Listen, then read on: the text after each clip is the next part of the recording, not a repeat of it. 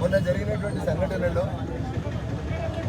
అతులూరు మండలం దౌలతాబాద్లో జరిగినటువంటి సంఘటనకు సంబంధించి ఈరోజు పోలీసులు ముగ్గురిని అనుమానితుల పేరిట తీసుకొని వచ్చి ఉదయం నుంచి ఇంట్రాగేషన్ పేరిట ఇప్పటిదాకా ఉంచుకోవడం వల్ల మండల కేంద్రమైనటువంటి అతనూరులో, నర్సాపూర్లో, ఇక్కడ జిన్నారంలో హిందువుల మనోభావాలు దెబ్బతిన్నాయనేటువంటి విషయం లోపల ఇంతమంది హిందూ బంధువులందరూ కూడా ఇక్కడికి రావడం జరిగింది.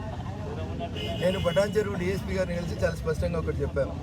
విచారణ పేరిట ఉదయం తీసుకొచ్చి సాయంత్రం దాకా కూర్చోబెట్టడం, ఇంట్రాగేషన్ చేయడం, థర్డ్ డిగ్రీలు ప్రయోగించడం అనేది మానేయండి.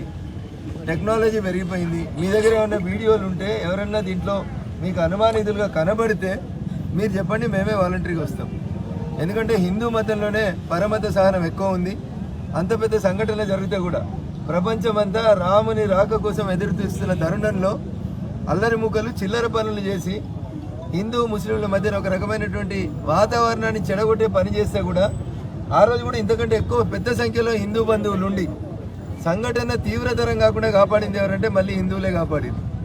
కాబట్టి ఈ సంఘటనని మానవతా కోణంతో చూడడంతో పాటు అక్కడ నిజంగా పొరపాటు ఎవరైనా జరిగితే దానికి సంబంధించి ఇన్వెస్టిగేషన్కి మేము సహకరిస్తామని చెప్పినాం.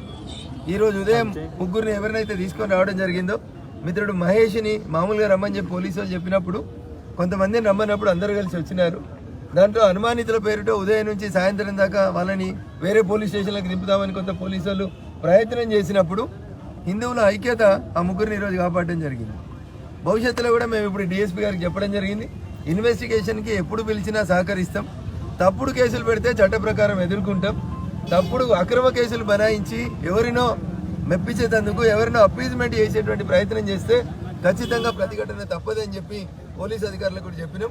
కాబట్టి ఈరోజు ఉదయం ఎవరినైతే ముగ్గురిని తీసుకొని రావడం జరిగిందో వారిని ఇప్పుడు తీసుకొని మేము దౌలతాబాద్ వెళ్తా ఉన్నాం. సహకరించినటువంటి మీడియా మిత్రులకి, ఇక్కడికి వచ్చినటువంటి హిందూ బంధువులందరికీ కూడా పేరు పేరున శిరస్సు వంచి నమస్సుమాంజలి తెలియజేస్తాం.